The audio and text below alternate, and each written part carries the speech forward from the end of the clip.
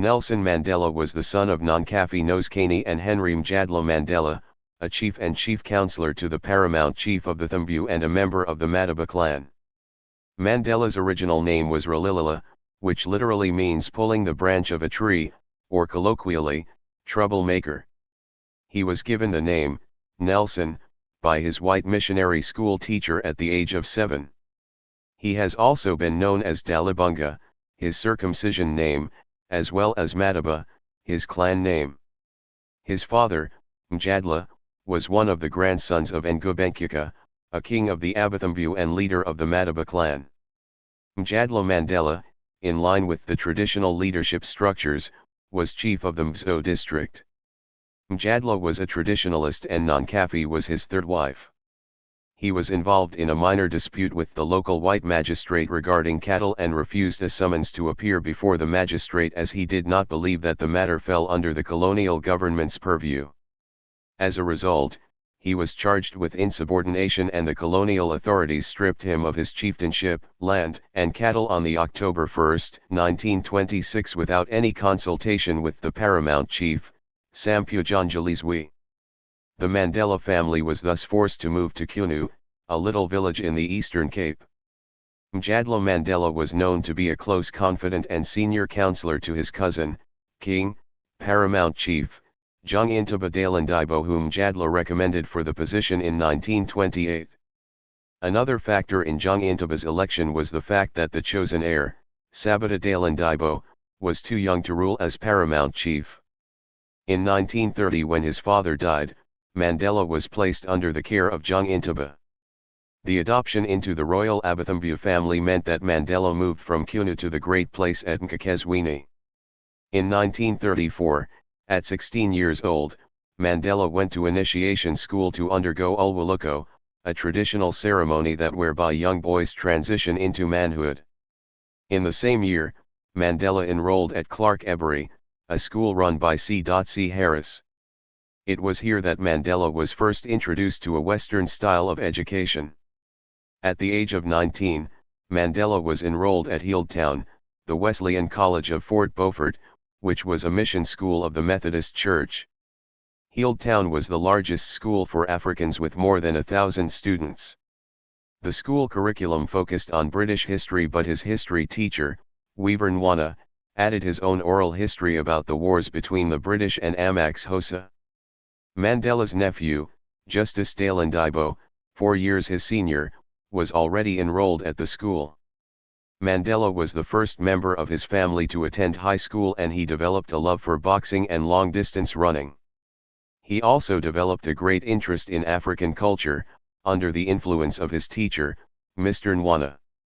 He matriculated at Healdtown Methodist Boarding School in 1938 and as such, formed part of a very small number of black pupils who had attained a high school education in South Africa. The patronage of Mandela's relative, Paramount Chief Dalandaibo, resulted in Mandela joining the regent's son, Justice, at the University of Fort Hare, near Alice in the Eastern Cape, the only university for blacks, African, colored and Indian, in South Africa at the time. At Fort Hare, Mandela befriended African, Indian, and colored students, many of whom went on to play leading roles in the South African liberation struggle and in the anti-colonial struggle in some African countries. One of Mandela's fellow students was Oliver Tambo. They would later become partners in their law firm, close comrades, and lifelong friends. Another notable friend Mandela made at Fort Hare was Kaiser Daliwonga Matanzima, a man who would become a political opponent. By law and custom, Matanzima was also Mandela's nephew, as they came from the same royal family. Mandela did not complete his degree at Fort Hare. He was involved in a dispute related to elections of the Student Representative Council, SRC, in 1940. Mandela refused to take his seat on the council as the majority of the students had not voted in the election. This was due to a boycott of the elections over university food and desire among the students to give more power to the SRC. After he rejected the university's ultimatum to take his elected seat or face expulsion, the university gave him until the end of the student holidays to think the matter through, but he felt there were principles at stake that could not be compromised. he informed his guardian that he would not be returning to Fort Hare. The regent had also made arrangements for his son Justice and Mandela to marry two young women chosen by the regent. Both young men decided to defy the regent, stole two of his cattle and used them to raise funds to secretly leave for Johannesburg. Once there, Justice took a job as a clerk with Crown Mines which had been arranged for him by his father some months earlier. Justice then approached a headman, or induna, who was employed at the mine to give Mandela a job as a mine policeman. An induna typically acted as a second in command to a chief. In the apartheid era, this had evolved into something new. The induna would act with the chief's authority at the mine compounds, ensuring that the rule of law was maintained among the men when they were away from home. Within days of arriving, both Justice and Mandela were dismissed when the induna learned they had defied Dalindibo and had left Mkhitaryan. Mandela found temporary lodging in Alexandra townships and communicated to the regent his regret about defying and disrespecting him. Mandela convinced Chief Dalindibo that he wanted to further his study in Johannesburg and received the regent's consent to remain in Johannesburg as well as financial support.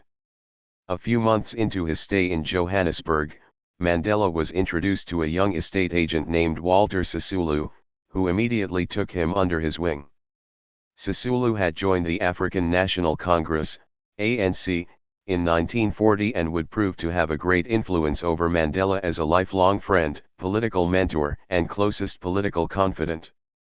Mandela moved in with Sisulu and his mother in their home in Orlando, Soweto. Furthermore, Sisulu found Mandela a white firm of attorneys who were prepared to give him a job and register him as an articled clerk, an exceedingly rare offer in segregated South Africa. While working at the firm, Mandela enrolled for a BA degree in law at the University of Witwatersrand, Wits, after completing his BA from Fort Hare University via correspondence. At Wits, he befriended fellow students I.C. Mir, J.N. Singh, Joe Slovo, and Ruth First, all of whom were members of the Communist Party of South Africa, CPSA, later renamed as the South African Communist Party, SACP. Mandela became very close to I.C. Mir and J.N. Singh, both of whom played leading roles under the leadership of Dr. Yusuf Dadoo in making the Transvaal and Natal Indian Congresses become mass-based and militant organizations. Both Mir and Singh would serve prison terms during the 1946 Indian Passive Resistance Campaign. In 1944, Mandela joined the African National Congress, ANC, and soon became part of a group of young intellectuals that included Walter Sisulu, Oliver Tambo, Anton Lembede, and Ashley Mda.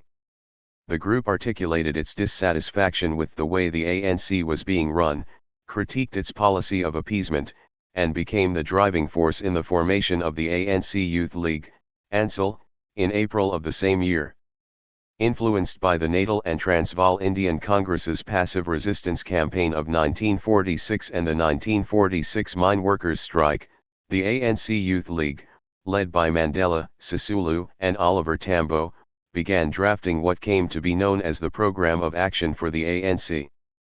This called for the ANC to become a more militant organization, and would only be adopted by the ANCIL's parent organization in 1949.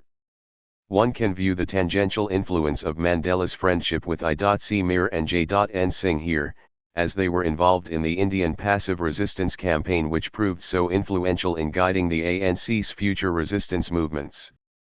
On July 15, 1944, Mandela married Evelyn Mays, a nurse at Johannesburg General Hospital and Walter Sisulu's cousin. The newlyweds moved to live with Evelyn's married sister in Orlando and became neighbors with Kiem Falele, a teacher and later a noted scholar, journalist, writer and activist. In 1945, Evelyn Mandela gave birth to the couple's first child, a boy named Madiba Thambekile, Thambi for short. They were able to get a council house in Orlando, which had 3 rooms but neither electricity nor an inside toilet. Mandela's younger sister, Nomabundala, Libby, came to live with them and enrolled at Orlando High School. Evelyn was the breadwinner in the family while Mandela studied law at Wits where he devoted much of his time to politics. Evelyn was described by Mandela as not wanting to hear a thing about politics, yet she was very supportive of her politically minded husband. However, Mandela's busy political and academic life meant that the burden of caregiving and homemaking also fell to Evelyn, in addition to her role as breadwinner. In 1946, Mandela and Evelyn had their second child, a daughter named Makachewi. Makachewi would tragically pass away at 9 months old.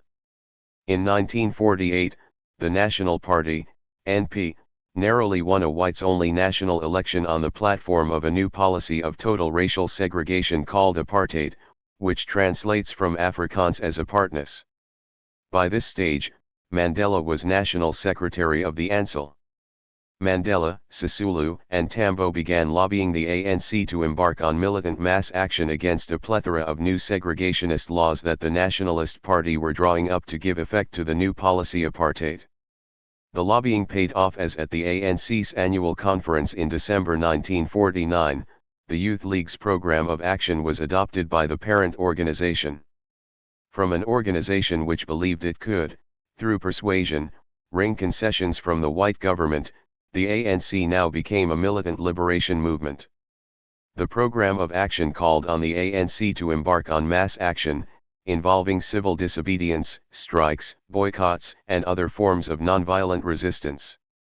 Furthering the ideological influence of the ANC on the ANC as a whole, Walter Sisulu was elected as Secretary General at the conference. From its inception, the ANC was heavily influenced by the strident African nationalism espoused by its inaugural president, Anton Lembede. His biography on this site states that he is best remembered for his passionate and eloquent articulation of an African-centered philosophy of nationalism that he called Africanism.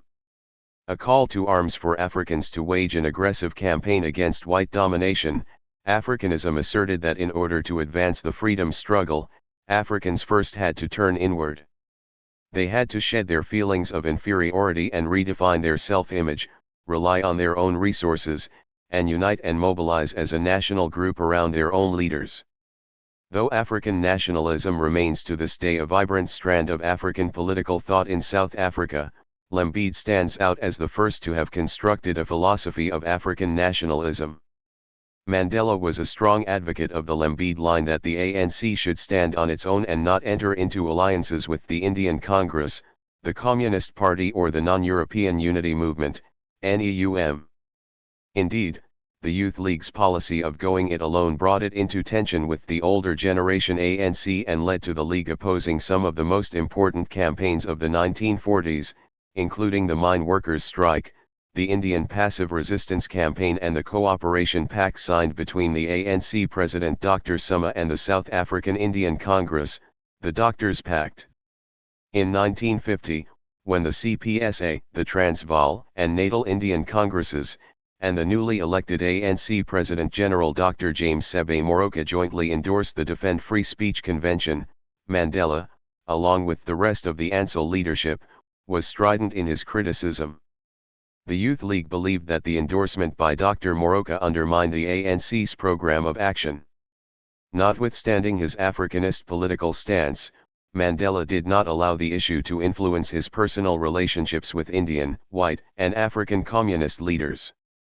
A pivotal moment in the struggle against apartheid came in May, 1950.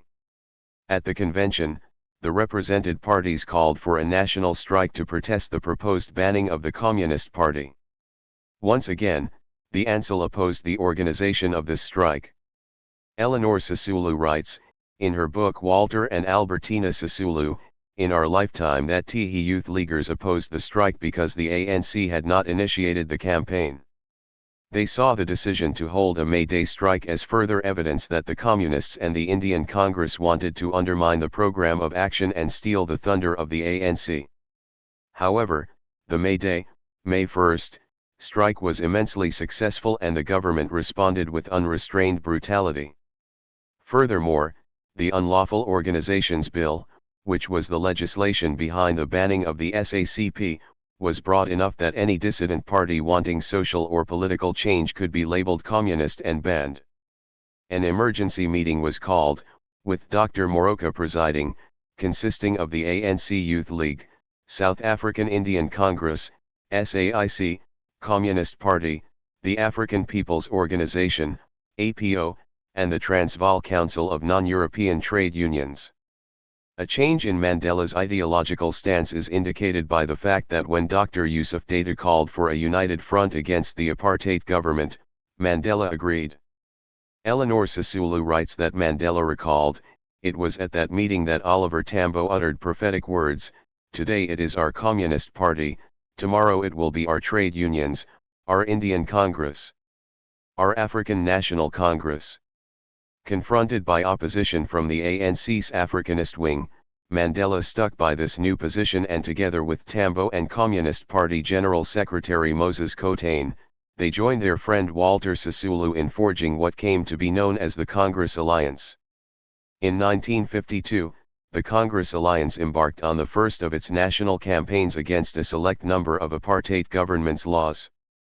The campaigns were modeled on the earlier passive resistance campaigns of the 1940s. The main Congress Alliance campaign was named the Defiance Campaign, which continued for 2 years. While the campaign did not succeed in changing any laws, it transformed the ANC into a mass-based and militant organization and the largest of the liberation movements, growing from 7,000 to over 100,000 by the time the campaign ended in 1954. During the Defiance Campaign, Mandela emerged as one of the most influential leaders of the liberation struggle, alongside Walter Sisulu and Chief Albert Luthuli. Before the Defiance Campaign began, Mandela was serving as the president of the ANC Youth League. He was then made the public spokesperson and leader of the campaign itself, having been appointed National Volunteer-in-Chief. Together with Malvi Kashalia of the Transvaal Indian Congress, TIC, Mandela traveled around South Africa enlisting volunteers to defy apartheid laws. Subsequently, both were charged with recruiting and training Congress volunteers. As a result of his abilities as a mass leader, Mandela was elected the ANC Transvaal president as well as deputy national president in 1952. The campaign officially began on June 26, 1952 when 51 volunteers led by President of the Transvaal Indian Congress Nana Sitta and Patrick Duncan entered the Boksburg native location in defiance of the law that required non-Africans to have permits to enter an African location. In the course of the campaign, thousands of volunteers served harsh prison terms, but Mandela was instructed not to break the law or court arrest to ensure that the campaign would not be rendered leaderless should all the leaders be imprisoned at the same time. He was nevertheless arrested on several occasions during the course of the campaign and released after short stints in jail. At the height of the Defiance Campaign, the ANC recognized the likelihood that the organization would be banned as the Communist Party had been 3 years earlier. Asked by the ANC executive to devise a contingency plan for such an eventuality, Mandela drew up what became known as the M Plan, which provided for the creation of street-based cell structures. This structure would provide more security and secrecy for the organization in the event of the banning. This meant that the ANC was moving away from public events such as rallies and speeches towards more underground activities. During the same period, Mandela became increasingly uneasy with the policy of nonviolent resistance, but was held back by the ANC leadership's strong advocacy of nonviolence. This is evidenced by the following quote from an interview with Richard Stengel from the 1990s. The Chief Albert Luthuli was a passionate disciple of Mahatma Gandhi and he believed in nonviolence as a Christian and as a principle. Many of us did not, because when you regard it as a principle you mean throughout, whatever the position is, you'll stick to nonviolence. We took up the attitude that we would stick to nonviolence only insofar as the conditions permitted that. Our approach was to empower the organization to be effective in its leadership. And if the adoption of nonviolence gave it that effectiveness, that efficiency, we would pursue nonviolence. But if the condition shows that nonviolence was not effective, we would use other means. In December 1952, Tambo joined Mandela as a partner in his legal practice, the first African-run legal partnership in the country. During the next 2 years Mandela and Tambo worked together in their legal practice defending hundreds of people affected by apartheid laws. Their practice became very successful. During the same month, Mandela and 19 other leading Congress Alliance activists were arrested and charged under the Suppression of Communism Act. Mandela, like all the others, was sentenced to 9 months imprisonment with hard labor, suspended for 3 years. He was also served with a banning order that prohibited him from attending gatherings for 6 months and from leaving the Johannesburg magisterial district. For the following 9 years, his banning orders were repeatedly renewed, which served the purpose of limiting Mandela's sphere of influence to Johannesburg. Although Mandela was officially the deputy national president of the ANC, he was not legally allowed to play any role in ANC activities because of his banning order. However, he continued to meet clandestinely with the ANC and Congress Alliance leadership. In this way, he was able to play a key role in the planning of all the major campaigns after 1952. The ANC-led alliance called off the Defiance campaign at the end of 1953 after the government passed new legislation proposing very harsh sentences for people breaking apartheid laws. One of the most important Congress Alliance campaigns was the Freedom Charter campaign. Mandela, along with his band colleagues Dr. Yusuf Dadoo, Moses Kotane, and Joe Slovo, played a leading role. The campaign culminated in the convening of the historic Congress of the People on 25-26 June 1955 in Kliptown near Soweto. However, Mandela, Sisulu, and Ahmet Kathrada could not attend the conference because their banning orders prohibited their participation. They viewed the proceedings of the Kliptown conference from the rooftop of a nearby Indian-owned shop. At the end of 1955, while Mandela was imprisoned for 2 weeks, Evelyn Mays, his wife, moved out of their home. Their marriage had become strained due to Mandela's increasing devotion of time to politics. Evelyn was a member of the Jehovah's Witness Christian following and did not have any interest in politics. This tension between the two was further exacerbated by the tragic death of their second child, Makachawi, of meningitis at 9 months, in 1947. They were subsequently divorced in 1957. Mandela was one of 156 African, Indian, colored and white men and women leaders in the Congress Alliance who were arrested and charged with treason, following a police raid in December 1956. For 4.5 years the treason trial dragged on, with charges being periodically withdrawn against some of the accused.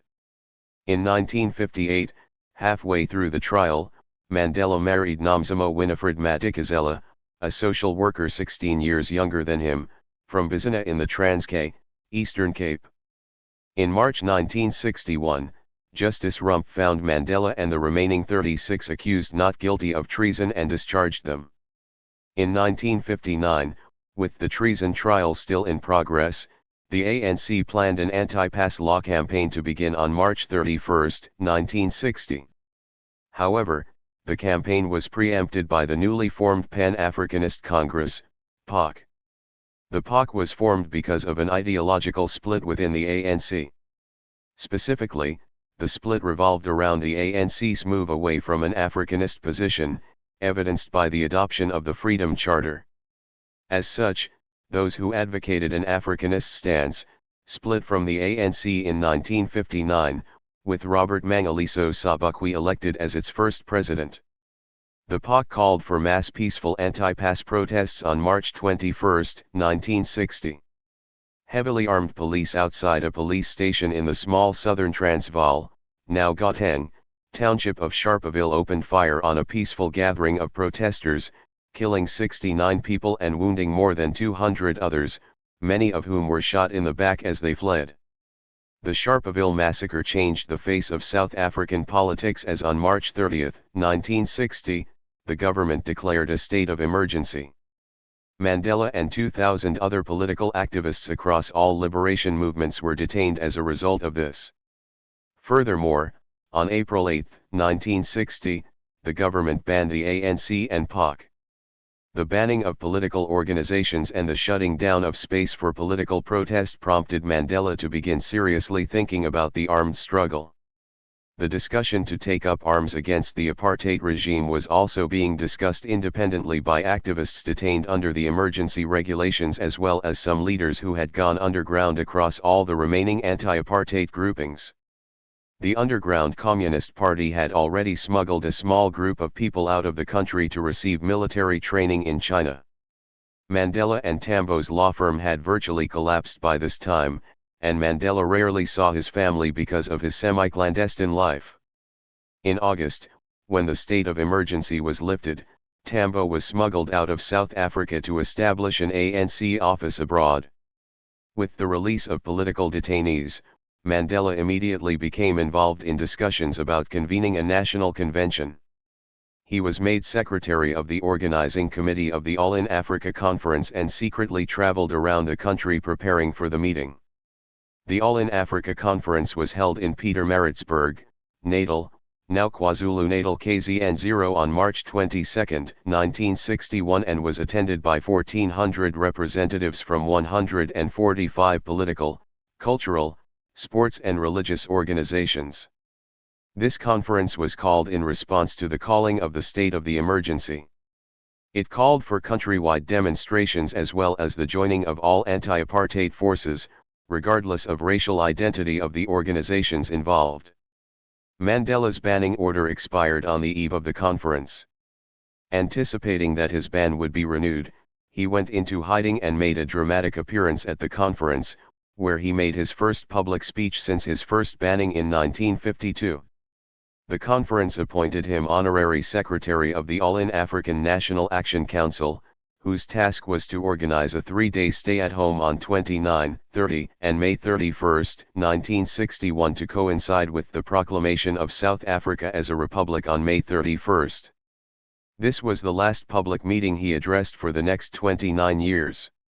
On April 3, 1961 Mandela issued a statement on behalf of the All-in-African National Action Council calling on students and scholars to support the stay-at-home campaign. Immediately after being acquitted in the treason trial, which had begun in 1956, Mandela went underground.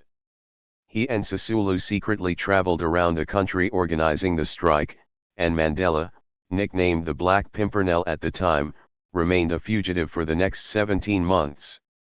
Mandela called off the stay-at-home protest on its second day after massive police repression of strikers. The failure of this action was important in changing his political thinking and he became more committed to the formation of Umkhonto we Sizwe, the Spear of the Nation, also known as MK, as the military wing of the ANC. Mandela and some of his colleagues concluded that violent resistance in South Africa was inevitable and that it was unreasonable for African leaders to continue with their policy of nonviolent protest when the government met their demands with force. The decision to form MK, however, was not made by the ANC alone, but by a small leadership group comprised of Mandela, Sisulu, and others representing the ANC, members of the Communist Party, South African Indian Congress, SAIC, and the South African Coloured People's Congress, SACPO. Mandela was appointed MK's first commander-in-chief. The decision to form MK was endorsed by a secret meeting of the Congress Alliance chaired by Chief Albert Luthuli, despite the fact that Chief Luthuli was staunchly against violent resistance. On January 11, 1962, Mandela traveled under a pseudonym, David Mosamai, to Bechuanaland, Botswana, and made a surprise appearance, via Dar es Salaam in Tanzania, at the Pan-African Freedom Movement Conference in Addis Ababa, Ethiopia. This Bechuanaland aerial pipeline had been used by other South African political refugees and freedom fighters and is examined in greater detail by Garth Bennyworth in his essay, Bechuanaland's Aerial Pipeline, Intelligence and Counterintelligence Operations Against the South African Liberation Movements, 1960-1965. While in Dar es Salaam, he met with the Tanzanian president, Julius Nyerere, who agreed to facilitate a meeting with the Ethiopian Emperor, Haile Selassie, in which they would discuss Ethiopia as an option for MK military training. Once in Addis Ababa, Mandela would meet ambassadors and leaders of many African political parties. Mandela's address to the conference on February 3, a few weeks after the first sabotage attacks by MK, explained and justified the turn to violent action. While interacting with other African political leaders, Mandela was able to gain insight into how the African National Congress was viewed across the continent. Garth Conan Benioworth writes, in his dissertation entitled Armed and Trained, that, Mandela learned that the ANC alliance with South Africa's Communist Party and Indian political parties unsynchronized them with mainstream African nationalism. Two perceptions prevailed: the PAC represented African interests while the ANC, excessively influenced by white communists, was essentially their stooge. To worsen matters, some viewed Chief Luthulai's recent Nobel Prize as the West having bought the chief. This theme, being out of step, was a matter that Mandela believed he had to address. After viewing a military parade in Ethiopia, Mandela traveled to Casablanca, Morocco, where he received guerrilla training by the National Liberation Front of Algeria, FLNA. He trained with various rifles, pistols, explosives, and in hand-to-hand combat. Furthermore, Mandela's conversations with the leaders of various resistance groups from Angola, Mozambique, Algeria, and Cape Verde provided insight into armed struggle against a colonial power. In particular, Mandela found the advice of the leader of the Algerian mission in Morocco, Dr. Mustafa, to be brilliant. In Armed and Trained, Benioworth writes that Mustafa outlined that a key part of the general plan is military action, followed by the political objective and then psychological warfare. International opinion, Mustafa said, is sometimes worth more than a fleet of jet fighters. Mandela then traveled to London, where he met with leaders of British opposition parties. He returned to South Africa in July, once again via the British protectorate of Bechuanaland, modern-day Botswana, and he traveled to Tongate in Natal to meet with the banned ANC President Albert Luthuli, ostensibly to discuss the issue of the ANC's image in Africa. After visiting friends in Durban, he was driving back with his friend Cecil Williams to Johannesburg disguised as his chauffeur. On August 5, they were stopped and arrested just outside the Natal Midlands town of Howick. It is alleged that the police were informed of Mandela's movements by an American Central Intelligence Agency, CIA, agent based in Durban. It is known, however, that Mandela's movements were followed by the British, American, and South African intelligence services. Mandela was tried in Pretoria's Old Synagogue and in November 1962 sentenced to 5 years imprisonment for incitement and illegally leaving the country. He was imprisoned at Pretoria Central Prison, where he met his old friend and political opponent Robert Sobukwe, the leader of the breakaway PAC. Mandela spent 7 months at Pretoria Central Prison before he was transferred to Robben Island. In July, police raided the underground safe house of the South African Communist Party at Lily's Leaf Farm, Rivonia, Johannesburg, Transvaal, now Gauteng. Among those arrested were Walter Sisulu, Govan Mbeki, Raymond Maitlaba, Ahmed Kathrada, Dennis Goldberg, and Lionel Bernstein. Police found Mandela's diary of his African tour, documents relating to the manufacture of explosives, and copies of a draft memorandum entitled Operation Mayabai, which set out the stages and requirements for a guerrilla war. The Rivonia trial, as it came to be known, commenced in October 1963. Mandela was brought from Robben Island to stand trial with the rest of his comrades on charges of sabotage, conspiracy to overthrow the government by revolution, and assisting an armed invasion of South Africa by foreign troops. Mandela and his co-accused were convinced that they would be executed. Mandela, in a statement from the dock at the end of their trial, gave a powerful address in which he explained why he had turned from nonviolent protest to armed struggle. "I am prepared to die," as the statement came to be known, received worldwide publicity and enhanced Mandela's status as a leader of the South African liberation struggle.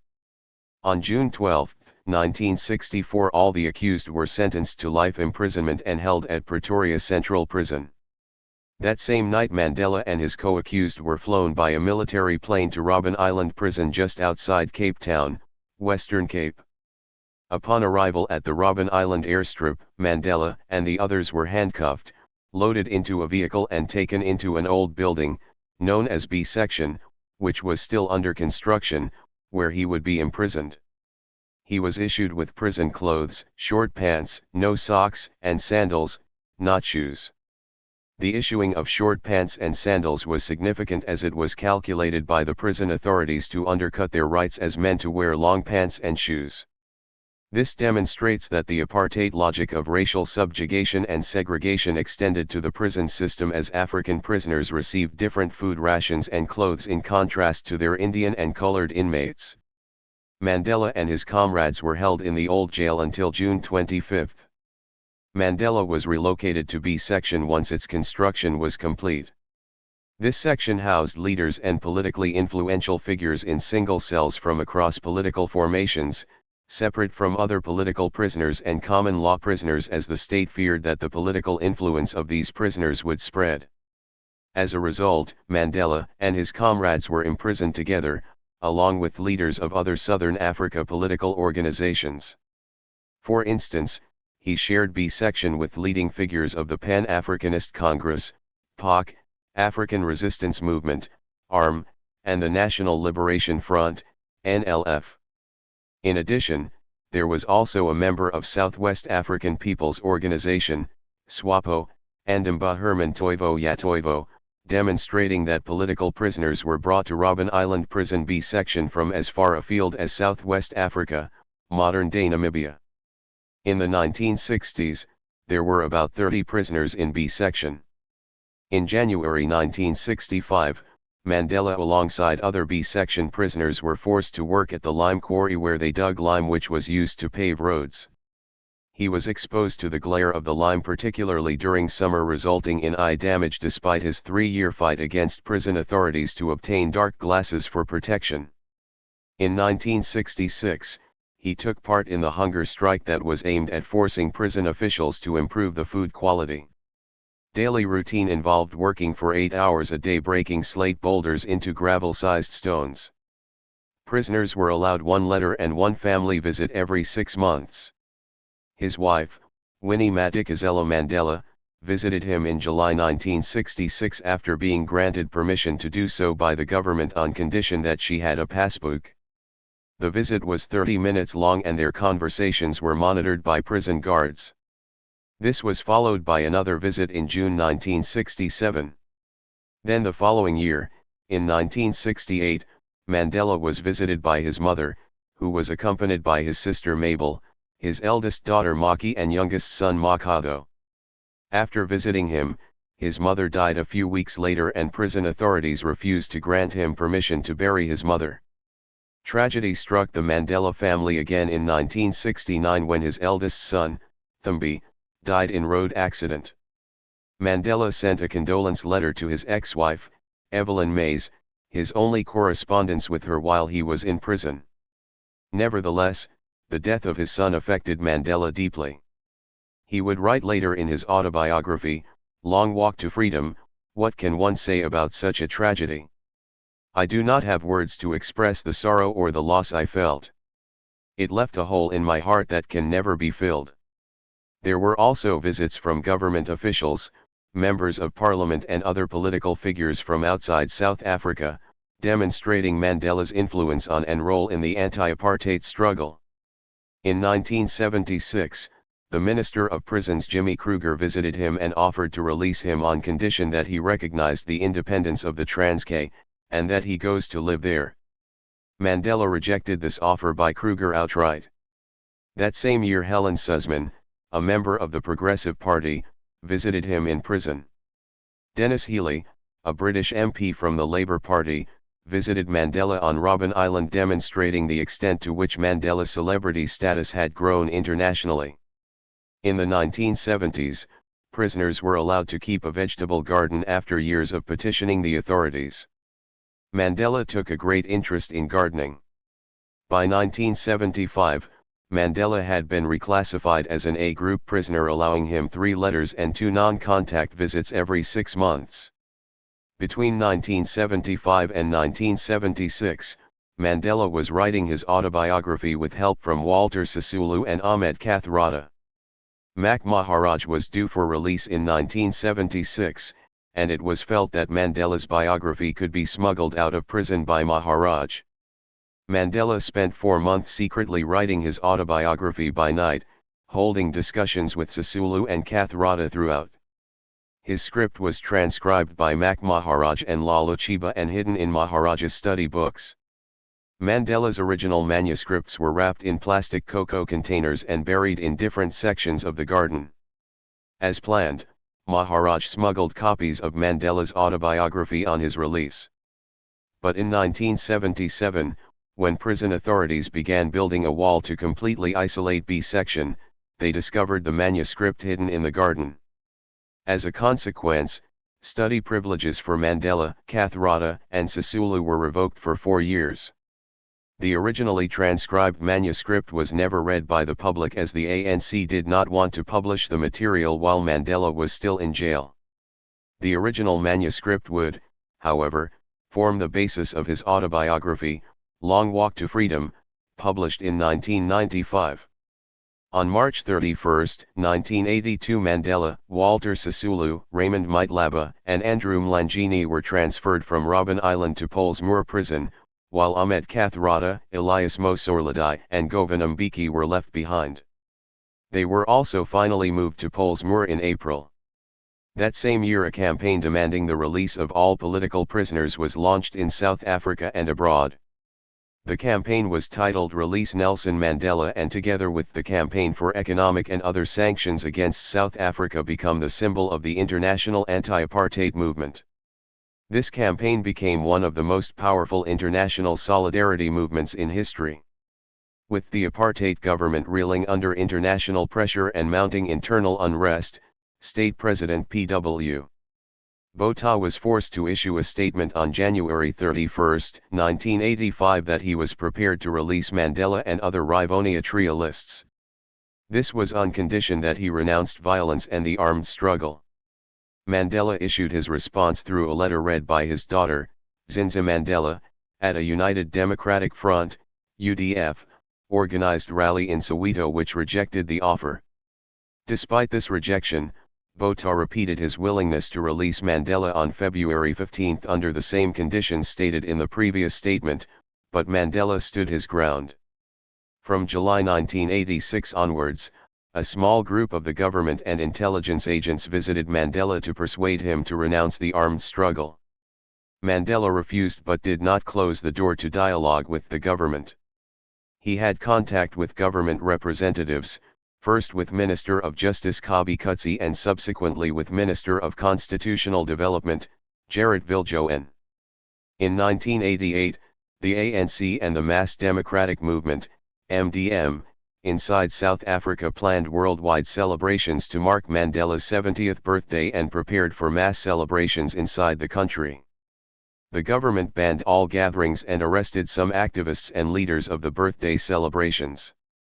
A 12-hour music concert in London, broadcast to over 50 countries, drew enormous attention and many foreign countries pressured the South African government to release Mandela. On August 12, 1988, Mandela was taken to Tygerberg Hospital in Cape Town for treatment for fluid on the lungs. He stayed in hospital for 6 weeks. It was subsequently revealed that he was suffering from tuberculosis. On August 31, he was transferred to the Constantiaberg Mediclinic where he was treated until December 7. From here, Mandela was moved to a house in the grounds of the Victor Verster prison, near Paarl, Western Cape. On July 4, 1989, Mandela held a short meeting with State President P.W. Botha at Tunhuis in the parliamentary precinct. The meeting was historic as this was the first time the two men had met face to face. The meeting was courteous and polite, yet Botha rejected Mandela's request for the unconditional release of all political prisoners. In spite of this, the two maintained a cordial relationship after the end of apartheid, with Mandela visiting Botha's wilderness home on a few occasions after his release from prison. One can view this relationship as an example of Mandela's commitment to reconciliation post-apartheid. Botha resigned as state president in August 1989 and was succeeded by F.W. de Klerk. In December 1989, Mandela met the new state president, F.W. de Klerk. Unknown to the government, Mandela had kept Oliver Tambo, the president of the ANC in exile, informed of his discussions with the government through Mac Maharaj, a former Robben Island prisoner and a confidant of Mandela. Maharaj, who had fled into exile, had secretly entered South Africa and established a highly sophisticated underground network known as Operation Vula. In addition to meeting government representatives, Mandela was allowed to meet with senior members of the United Democratic Front, UDF, the Congress of South African Trade Unions, COSATU, and other political groups. At this point, the government realized that apartheid was nearing its end, and opted for formal negotiations with the ANC through Mandela. On February 2, 1990, State President F.W. de Klerk, in his opening speech in Parliament, announced the unbanning of the ANC and all other proscribed political parties, and the release of Mandela and all other political prisoners. On Sunday, February 11, after 27 years in prison, Mandela was released from Victor Verster prison. That same day he addressed a mass rally in the center of Cape Town, his first public appearance in nearly 3 decades, beginning his speech with, "I greet you all in the name of peace, democracy, and freedom for all." The subsequent welcome rallies held in Soweto and Durban drew thousands of people. The following month Mandela traveled to Lusaka to meet the ANC's executive committee. The ANC had announced their intention to move its headquarters from Lusaka to Johannesburg as soon as possible. While meeting with the executive committee, Mandela was elected deputy president of the ANC. He then traveled to Sweden to meet his comrade and friend, the incumbent ANC president Oliver Tambo, but had to cut short the rest of his proposed trip abroad as a result of increased unrest in South Africa. The government of the independent homeland of Ciskei had been overthrown by a military coup, led by Brigadier Upagozo, on March 4. Adding to the chaos of this time, the apartheid government gave emergency powers to the president, allowing de Klerk to govern in a state of emergency. Later in March, police opened fire on anti-apartheid protesters in Sebokeng, killing 14 people and wounding more than 380. In May 1990, Mandela headed an ANC delegation in talks with the South African government representatives at Groote Schuur in Cape Town. At the end of the meeting a document known as the Groote Schuur Minute was signed. This signified a commitment from both the ANC and the government to end the political violence which had gripped the country. Furthermore, a working party was formed, including ANC cadres, to advise on the release of political prisoners. In June, he began a 6-week tour of Europe, the United Kingdom, North America, and Africa. His reception by heads of state and hundreds of thousands of admirers confirmed his stature as an internationally respected leader. In July that year he attended the Organization of African Unity, OAU, summit held in Addis Ababa, Ethiopia but had to leave for Kenya when he contracted pneumonia. Talks resumed with the South African government in August and in the same month Mandela visited Norway. This was followed by visits to Zambia, India, and Australia. In February 1991, Mandela met with Chief Mangosuthu Buthelezi, president of the Inkatha Freedom Party, IFP, in an attempt to end the political violence sweeping Natal and the Transvaal as the IFP and ANC fought for political control of the provinces. Further fanning the flames of this conflict was alleged government interference, the so-called Third Force. However, despite their pledges to work towards peace, the violence continued. Mandela then issued an ultimatum to the government, setting a deadline by which it had to fire the Minister of Defense and Minister of Law and Order and end the ongoing violence. He indicated that the ANC would quit the negotiation process if these demands were not met. The government failed to meet these demands. Mandela attended a meeting between the ANC and the POC in Harare in April 1991, where the movement resolved to work together to oppose apartheid. The two parties had previously been split on ideological issues regarding the role of non-Africans in the struggle for freedom. The meeting also agreed to convene a conference of anti-apartheid organizations in support of the demand for a national constituent assembly. In June 1991, Mandela attended the Organization of African Unity, OAU, summit in Abuja, Nigeria, following which he traveled to the United Kingdom and Belgium. A month later, at the ANC conference in Durban, he was elected ANC president, succeeding the ailing Oliver Tambo. In August, Mandela traveled to countries in South America. These visits were to drum up investor support for the future post-apartheid South Africa as well as trading on Mandela's international celebrity. He signed the National Peace Accord on behalf of the ANC in September, 1991. This agreement between a number of political organizations, including the ANC, Inkatha Freedom Party and the National Party, established structures and procedures to attempt to end political violence which had become widespread. In October 1991, a meeting of the Patriotic Front was held in Durban in an attempt to bring together all the anti-apartheid groupings in the country. All attended with the exception of the Azanian People's Organization, AZAPO. Policy regarding future negotiations was formulated and the ANC and the POC began preparatory meetings for the Convention for a Democratic South Africa, CODESA. However, the POC could not see its way clear to participate in the convention due to its belief that the convention should be held outside the country under the stewardship of a neutral party. In November that year, Mandela traveled to West Africa and the following month, met United States President George Bush Sr. The first meeting of CODESA, set up to negotiate procedures for constitutional change, was held in December 1991. At the end of the plenary session, after de Klerk had raised the question of disbanding Umkhonto we Sizwe, Mandela delivered a scathing personal attack on him. Mandela argued that even the head of an illegitimate and discredited minority regime should have certain moral standards.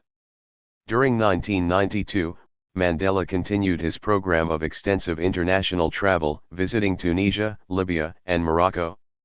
He and de Klerk jointly accepted UNESCO's Félix Houphouët-Boigny Peace Prize in Paris on February 3. At the same time the two men attended the World Economic Forum, WEF, in Davos, Switzerland.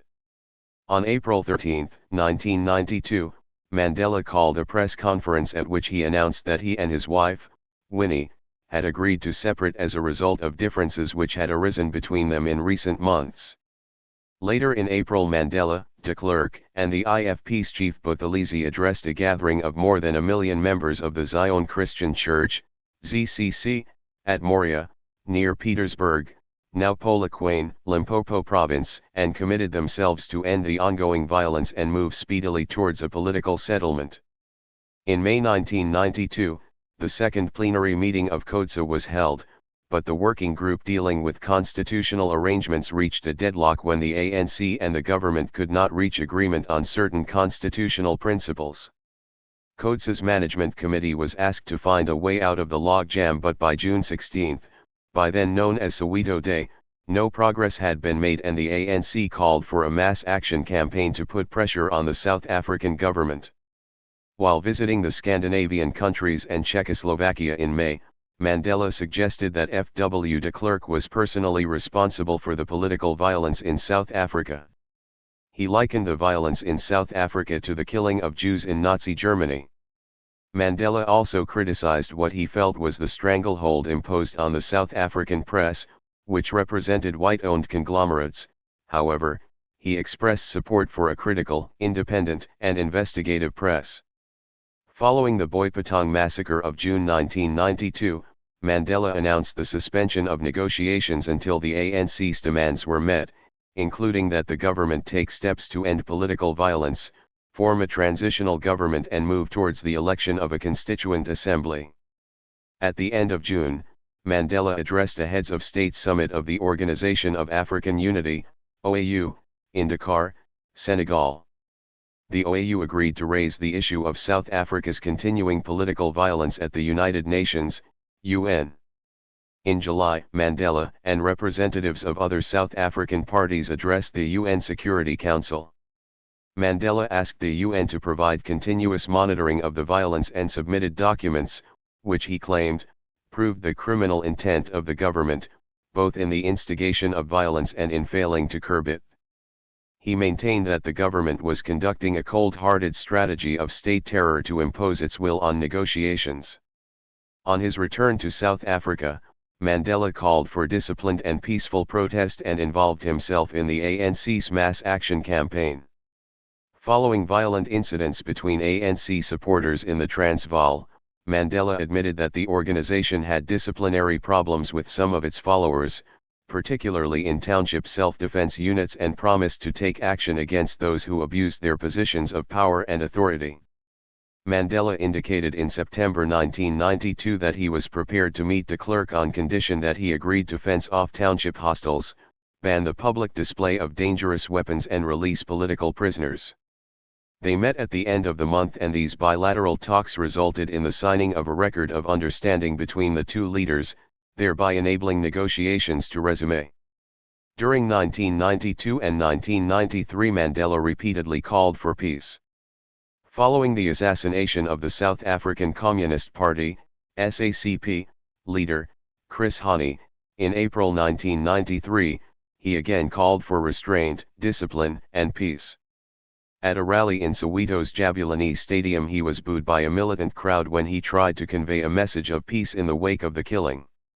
Mandela caused a political row in May when he suggested that South Africa's voting age should be lowered to enable 14-year-old children to vote. However, he was persuaded to accept that only people aged 18 and above could vote in the April 1994 elections. In September 1993, after the election date had been set for 27 to 29 April 1994, Mandela used a visit to the United States of America to urge world business leaders to lift economic sanctions and invest in South Africa. During the latter half of 1993 and early 1994, he campaigned on behalf of the ANC for the 1994 election and addressed a large number of rallies and people's forums. At the same time, he continued his efforts to draw the Freedom Alliance partners, white right-wing groups, IFP, Bophuthatswana, and Ciskei Bantustan governments, into the election process. However, he ruled out the possibility of delaying the election date to accommodate them.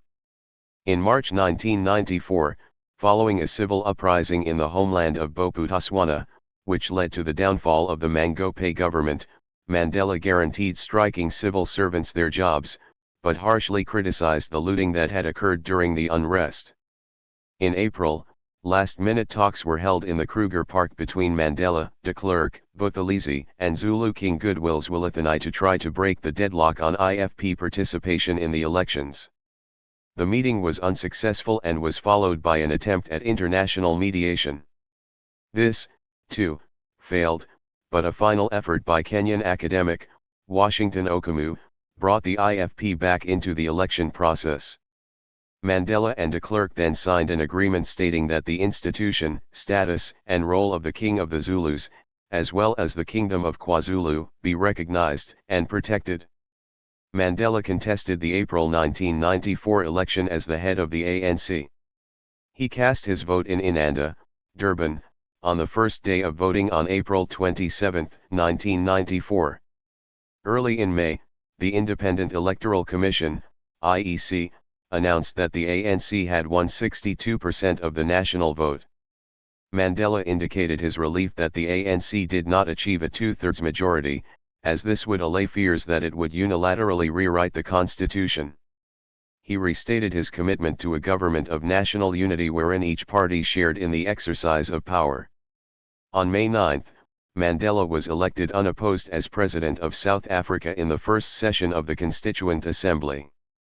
His presidential inauguration took place the next day at the Union Buildings in Pretoria and was attended by the largest gathering of international leaders in South African history, as well as about 100,000 jubilant supporters on the lawns.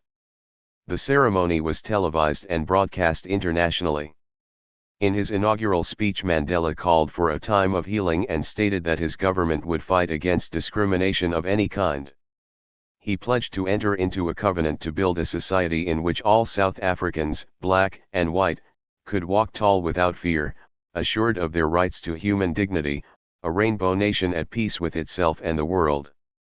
In his State of the Nation speech in Parliament on May 24, 1994, Mandela announced that R2.5 billion would be allocated in the 1994-95 budget for the government's Reconstruction and Development Program, RDP. This policy focused on basic needs such as jobs, land, housing, water, electricity, telecommunications, and transport, among others. Furthermore, this policy emphasized that the people should be part of the decision-making process. His pragmatic economic policy was welcomed by business in general. Mandela continued to draw the white right wing into the negotiation process and in May 1994 held a breakthrough meeting with the leader of the Conservative Party, CP, Ferdy Hartzenberg. Negotiations also involved a possible meeting with Eugene Terra-Blanche, leader of the right-wing Afrikaner Weerstandsbeweging, AWB, but it did not transpire. In June, Mandela attended the OAU summit in Tunis and was appointed second vice president of the organization.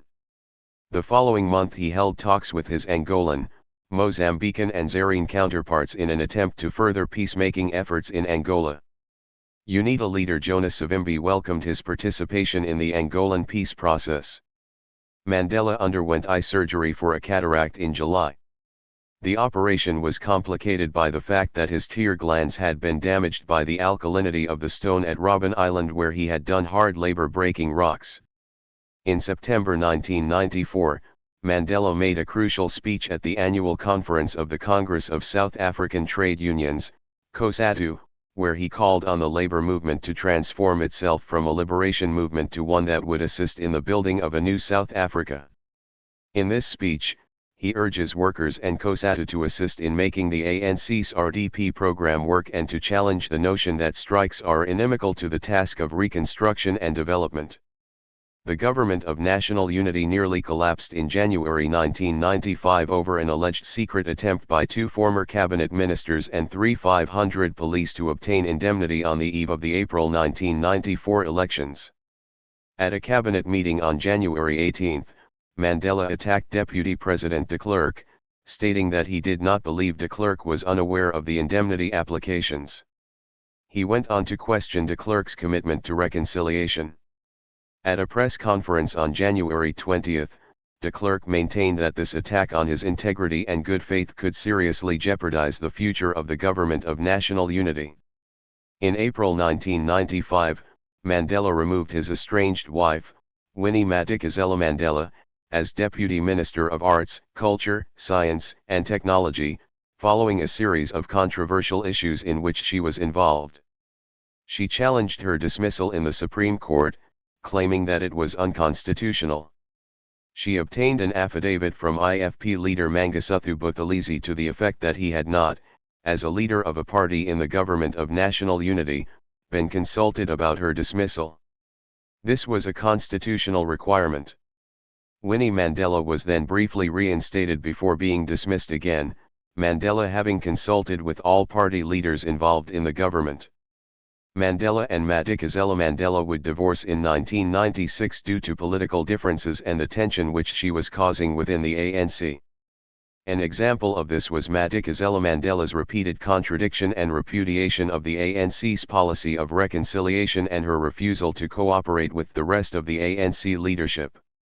In May 1995, following a dispute between the IFP and the ANC regarding international mediation for the new constitution, Buthelezi called on Zulus to rise and resist any imposed constitutional dispensation. Mandela accused Buthelezi of encouraging violence and attempting to foment an uprising against central government.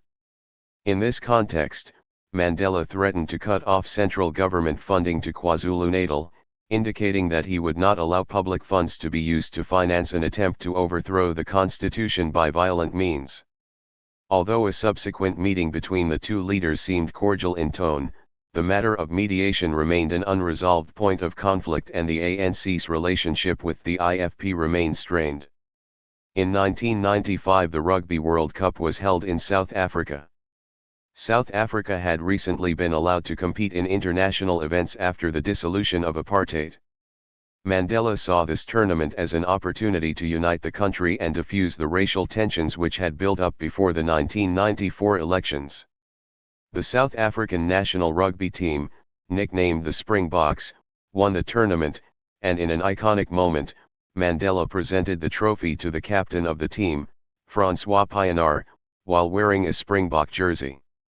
This action highlights Mandela's dedication to reconciliation, as the Springbok rugby team long been associated with the apartheid government due to rugby being by far the most popular sport amongst white South Africans. On his 80th birthday on July 18, 1998, he married his third wife, Graca Machel. Machel, at the time, was the widow of Mozambican President, Samora Machel. Graca Machel has served as Minister of Education and Culture in Mozambique, 1975 to 1989, as well as on various humanitarian committees devoted to women's and children's rights. Mandela retired from active political life in June 1999 after his first term of office as president. He was succeeded by Thabo Mbeki, who had been elected as ANC president in 1997. Mandela continued to play an active role in mediating conflicts around the world. For instance, in 2000 he was appointed mediator in the war-torn Burundi, a mission he accomplished with aplomb. In 2003, he was diagnosed with prostate cancer. He devoted a large amount of his time to raising funds for the Nelson Mandela Children's Fund. In November 2003, a concert was held at Greenpoint Stadium to raise funds for the Nelson Mandela Foundation, the Nelson Mandela Children's Fund and global AIDS organizations. International musicians such as Beyoncé, Queen, and The Who responded to Mandela's call, as well as local artists such as Johnny Clegg, Danny Kaye, and the Soweto Gospel Choir. The concert was called Nelson Mandela's 46,664 Global AIDS Initiative, as 466/64 was Mandela's prison number during his 27 years of incarceration. This concert would be the first of 6 international concerts of the same name that took place between 2003 and 2008. Evelyn Mays passed away on April 4, 2004, and Mandela cut short his overseas trip to attend her funeral. On May 10, 2004, Mandela addressed a joint sitting of Parliament in celebrating a decade of democracy, in which he acknowledged the extraordinary position he was in, being allowed to address Parliament despite not being an MP or sitting leader. Furthermore, he stated that while incredible steps had been taken in the 10 years of democracy, he urged governmental action on issues including poverty, unemployment, preventable disease, and ill health, with specific mention of HIV/AIDS. Throughout the months of April and May that same year, Mandela lobbied intensely in support of South Africa's bid to host the 2010 World Soccer Cup. According to him, it would be a fitting present for the 10 years of democracy. On May 15, 2004, he was in Zurich, Switzerland, when South Africa was awarded the right to host the 2010 soccer showpiece. Mandela cried openly at the achievement. He said he felt like a 15-year-old boy and the memory would live with him forever. On June 1, 2004, Mandela announced that he was bowing out of public life to lead a quieter life, issuing the now famous statement, "Don't call me, I'll call you," to those who would require his presence at their functions. Though retired from public life, Mandela carried the Olympic torch on Robben Island on June 14, 2004, on its first journey on African soil since the inception of the Olympic Games. In 2005, in an attempt to destigmatize HIV and AIDS, he came out openly to announce that his son Makhatho, from his first wife Evelyn Mays, had died of AIDS. Mandela was the recipient of numerous awards and honors both within South Africa and abroad. In line with his desire to recede from the political limelight, the unending invitations to receive more awards and honors prompted him to publicly urge that other leaders in the struggle to liberate and democratize South Africa should be recognized and honored as he had been. His 88th birthday celebrations on July 18, 2006 kicked off with a new round of honors, including a photo exhibit and the release of a book called The Meaning of Mandela during the week before his birthday. The event was meant to be part of a series of 3, which the Nelson Mandela Foundation would be conducting to celebrate Mandela's birthday, according to Jakes Gerwel, chairman of the foundation's board. The photo exhibition by South African veterans Alf Kumalo and Jurgen Schoteberg capture Mandela's years as a young lawyer and the emergence of black resistance before he was jailed for 27 years in 1964, and includes photographs of his family. Events to celebrate the birthday of the aging statesman that year also included a ceremony to present him and fellow graduates of Fort Hare University with honorary rings, as well as the Nelson Mandela Annual Lecture, to be delivered by South African President Thabo Mbeki. However, he also spent some quiet time with his family. Although he retired from active politics and cut down on functions, Mandela still continued to do charitable work. He campaigned for health and educational issues through the Nelson Mandela Foundation and the Nelson Mandela Children's Fund. As part of his 89th birthday in 2007, Mandela established the Elders, a group of 12 eminent leaders chaired by Archbishop Desmond Tutu, who aim to use their wisdom to tackle global problems. Archbishop Tutu and Graca Machel were integral with regards to the founding of this organization and are still associated with the Elders as of 2018. On April 30, 2008, the U.S. Secretary of State Condoleezza Rice called the flagging of Mandela on the U.S. terrorist watch lists embarrassing, and U.S. lawmakers erased references to Mandela as a terrorist from national databases on June 26. To celebrate his 90th birthday, the Soweto Heritage Trust began restoration work on Mandela House, in Soweto. The United Nations General Assembly announced on November 10, 2009 that Mandela's birthday, July 18, would henceforth be known as Mandela Day, marking his contribution to freedom and human rights. This is the first time that the United Nations, UN, has designated a day dedicated to a person. The UN also asked the people of the world to set aside 67 minutes of their day to undertake a task that would contribute to bringing joy or relief to the millions of disadvantaged and vulnerable people of the world. In June 2010, tragedy struck the Mandela family when Zanani, Mandela's great-granddaughter, was killed in a car accident. He was forced to cancel plans to attend the opening of the 2010 FIFA World Cup at Soccer City, Johannesburg. She was buried on June 17. However, Mandela was able to briefly attend the closing ceremony of the Soccer World Cup at Soccer City, Johannesburg. At the beginning of January 2011, Mandela was checked into Millpark Hospital with acute respiratory difficulties but returned home on January 28. Mandela soon moved back to his home in Qunu, in the Eastern Cape. On March 27 of the same year, Google and the Nelson Mandela Center of Memories launched the Nelson Mandela Multimedia Archive. The archive digitizes photographs, recordings, and documents related to Mandela and make them available online. Throughout 2012 and 2013, rumors abounded about Mandela's failing health until the nation's worst fears were confirmed on December 5, 2013. Mandela had passed away in Houghton Estate in Johannesburg. His memorial service was held December 15 in the FNB Stadium, Johannesburg, and was attended by 91 sitting heads of state and a number of other dignitaries. Mandela is survived by a daughter from his first marriage to Evelyn Ntoko Mays. Mandela is also survived by 2 daughters with his second wife, Winnie Madikizela Mandela. From these children, he is survived by 18 grandchildren.